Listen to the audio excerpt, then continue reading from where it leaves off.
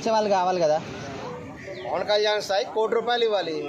ఆయన deputy CM ఆయన ₹1,00,00,000 ఇస్తే ఇంకా గ్రాండ్గా ఉండేది. 50 లక్షలు ఇవ్వడం అనేది బాగాలేదు. మేము బాగా డిసప్పాయింట్ అయిపోయాం అందరం. అది వాస్తవం. ఇంకోటి చెప్పండి, అడగండి. అంటే ఇప్పుడు అఖిలానందన్ ఉన్నాడు కదా వాళ్ళ కొడుకు, మరి ఇట్లా ఈ విధంగా దాన ధర్మాలు చేస్తూ ఉంటే ఆయనకి ఆస్తులు ఏముంటాయి అనేది ఇంకో క్వశ్చన్.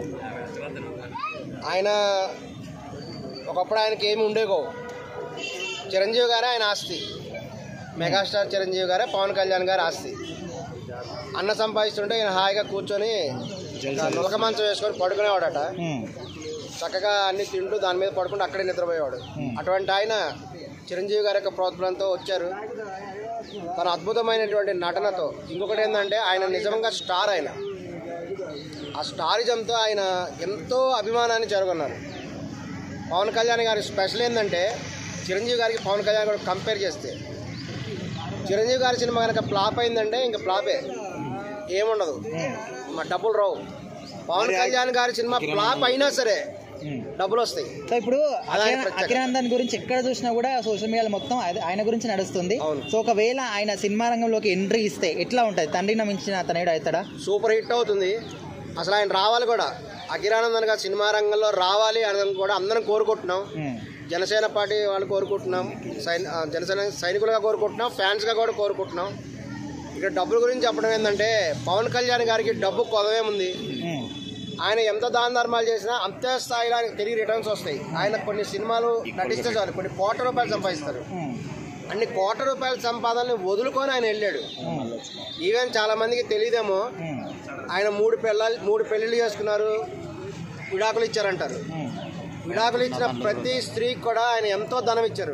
వాళ్ళంతా ఎకనామికల్ గా చాలా స్ట్రాంగ్ ఉన్నారు. అఖిలానందన్ గారికి ఇప్పుడు కొత్తగా డబ్బులు వేయాల్సిన అవసరం లేదు. ఆయన బ్రహ్మాండంగా ఆర్థికంగా చాలా స్ట్రాంగ్ ఉన్నారు. అంటే ఆయన హైట్, పర్సనాలిటీ, ఆ కట్అవుట్ చూస్తా ఉంటే ఏ హీరో గుర్తుకొస్తున్నారు మీకు? ఎలాంటి సినిమా తీస్తే బాగుంటుంది? జూనియర్ ప్రభాస్. అంతే. అఖిలానందన్ గారు జూనియర్ ప్రభాసే. ప్రభాస్ గారి తర్వాత ఆ స్థాయిలో ఉన్నటువంటి ఆయనే. ఆ స్థాయిలో ఆయన నడక గారి, ఆయన స్టైల్ గాని కనబడుతున్నది. తప్పనిసరిగా ఆయన సినిమా రంగంలో రావాలి. పవన్ కళ్యాణ్ గారి వారసత్వం ఉండాలి కదా. రీసెంట్గా చిరంజీవి గారు చాలా బాధపడ్డారు. వాళ్ళ ఇల్లట ఒక లేడీస్ హాస్టల్ లాగా ఉందంట. ఏంది ఒక లేడీస్ హాస్టల్ వార్డర్ లాగా ఉన్నాను, నా పరిస్థితి ఇలా అయిందని చిరంజీవి గారు ఆయన కామెడీగా అన్నా జోక్ అన్నా కానీ అది వాస్తవం. ఎందుకంటే చిరంజీవి గారికి 2 కూతుళ్ళు, ఒక అబ్బాయి కూడా ఉన్నారు కదా. ఇద్దరికి పెళ్ళిళ్ళు చేశారు. 2 కూతుళ్ళు డైవర్సు, అందరు పుట్టింట్లోనే ఉంటారు. కొడుకు పెళ్లి చేస్తే ఆయనకు చాలా కాలం సంతానం కలగలేదు. చివరికి ఏదో వైద్య శాస్త్రంతో కొన్ని పద్ధతుల ద్వారా చేస్తే ఆయన కూడా కూతురే పుట్టింది. చివరికి ఇల్లు మొత్తం కూడా ఆడవాళ్ళతో నిండిపోయింది. నాగబాబు గారి కూతురు చేస్తే ఆమె డైవర్స్ తీసుకొని ఆమె ఇంట్లోనే ఉంది.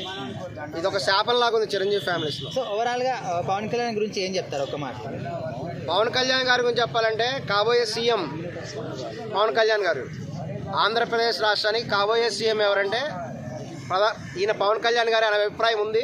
ఆయన అవుతారు కూడా. దీనికి 100% కూడా చంద్రబాబు నాయుడు గారు సపోర్ట్ చేస్తారని మేము భావిస్తున్నాం.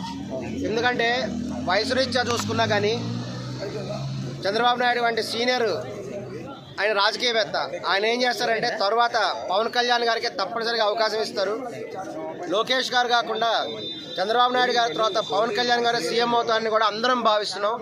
ఇది వాస్తవం కూడా జరుగుతుంది కూడా.